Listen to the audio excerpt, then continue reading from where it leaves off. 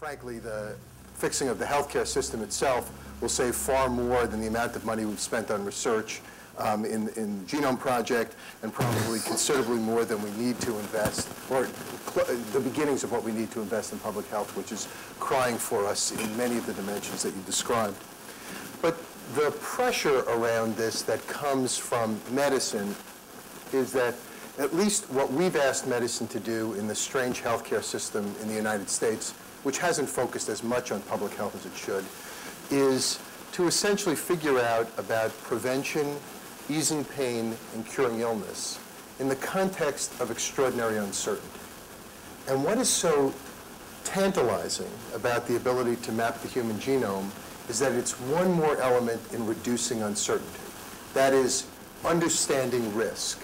And while there are a number of public health risks, and while there are a variety of other risks that each of us brings to a specific aspect of the human condition, one of those risks, or one of those opportunities in terms of being able to prevent bad outcomes, in being able to ease pain in the context of disability, or to be able to, in fact, cure illness, relates to our better understanding the uniqueness of each of us. And in the context of making decisions under conditions of uncertainty, we in medicine, and really organized medicine informed by science, is really only a little more than 100 years old, really the turn of the last century. As a matter of fact, the people who founded the Harvard Medical School will tell you that for most of the 19th century, the curriculum for the first, second, and third years of medical school was identical because there wasn't enough knowledge to fill those periods of time. And it was President Eliot who was embarrassed of that, and then, in fact, built the Harvard Medical School here because he was pressured by the people at Johns Hopkins who had, in fact, tried to bring together science and medicine, informing care. And so in that period of time, we've tried to figure out how it is that one goes about reducing uncertainty. And for many of the conditions that are presented, those that we as a society determine that we value. Let me just stop this. Yeah. Can I ask you to use the hand? Sure. That we've decided that we value in terms of the fear that we have about them, or the intensity of the pain that's associated with them, or the loss that we've seen others that we love experience with them. The degree to which we've had any degree of accuracy in regard to diagnosis and treatment has been relatively modest over the course of most of this period of time. So the question is, what can reduce that uncertainty? So over the course of our collective lifetimes, we've tried to create a long series of variety. Let me just take that up, because this is kind of not I'm a terrible dancer. Maybe I could get some motion go. Okay, thank you.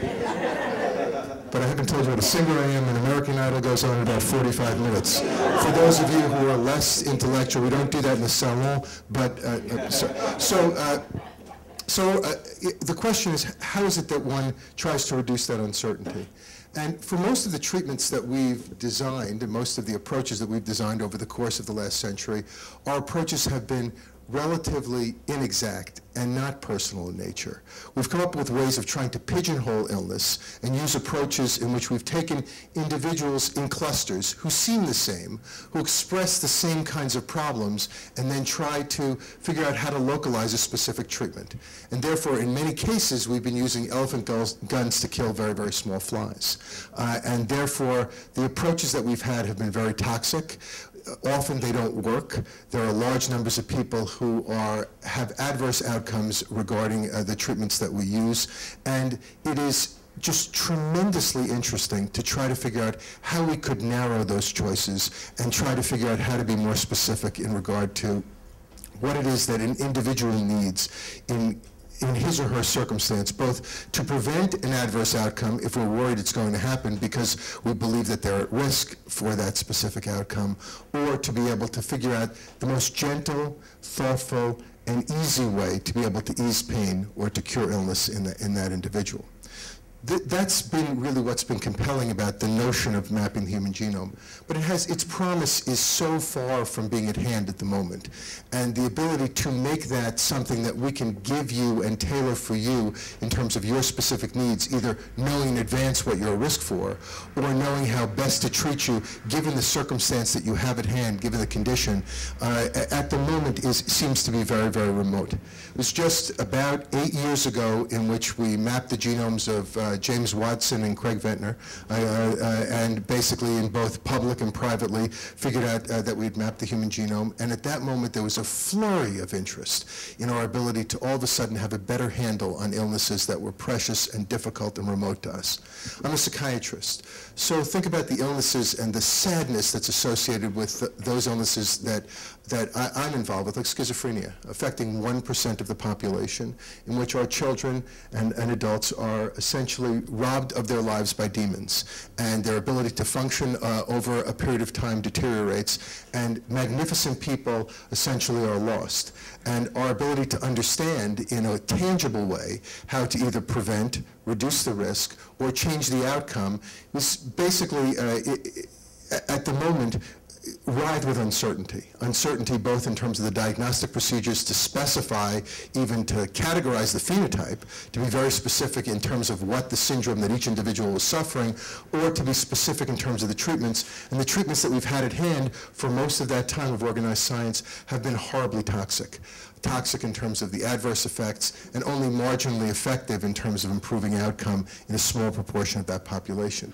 So if we can identify and look at those people, and the notion that some of these things occur in clusters of families, or that identical twins are at higher risk than people who are essentially raised, even identical twins raised separately from one another are at much higher risk than people who are unrelated to one another, makes this a very tantalizing moment. The notion is, could we find a specific gene? And if we find that gene, can we look at that population and try to prevent the other components, the onions and the other pieces of the tomato soup, from making the soup look the way it does when it's unaffected? And can we also guide the way that we use treatments? We see that some treatments work for some given small subsegment of people in a way that feels miraculous, but in another group of people, they go from medication to medication without an appropriate effect, taking a long period of time. Could it guide the way that we use those specific treatments, find less toxic ones that are more specific to the need of those individuals? And that's where some of the things that we've learned over the past 8 years have been tantalizing and have started to feel like we want to pursue this. Not that we should pursue it more than reducing obesity and eliminating type 2 diabetes, especially in children. Not that we should pursue it with more gusto than essentially seatbelts or airbags or appropriate use of power tools in preventing injury, but that we should use it as a way of abetting the approaches that we have in terms of illness.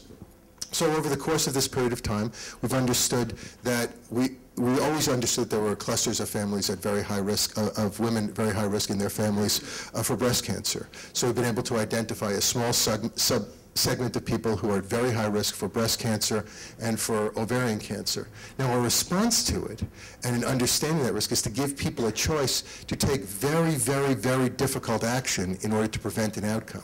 For women who are at risk in that way to have prophylactic mastectomies or oophorectomies, those are very, very difficult choices, and choices that are very, very difficult to advise people about, and they're very personal choices based upon their own experiences, the experiences of their families. It appears that in those people, we've taken that action and reduced that risk. Whether that's a humane approach or not, I still don't know the answer. Think about that as one of the questions to think about. When we have these data and the ways in which we're able to use these data to inform action, is it the right approach? How do we shape those answers, and how do we shape those individual decisions, particularly when the actions are to some extent actions of other people, surgeons and others imposing their will in terms of that decision making.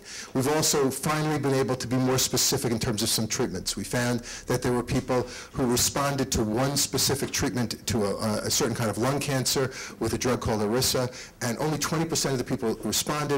All the rest of the people got worse over a period of time, and we found that when we did the specific genomics of the tumor, we were able to identify something that predicted a response to that drug. And we did the same thing with Herceptin as it relates to breast cancer in a subsegment of people. So we've made this very, very tiny progress that has a promise of something that seems remarkable in a broader way. It gives us a set of decisions that we've never had to make before, and to use medicine in a way that is more questionable and less specific in, to some extent, the service of trying to understand how risk and understanding that risk can reduce uncertainty in the way that we provide care. That's great.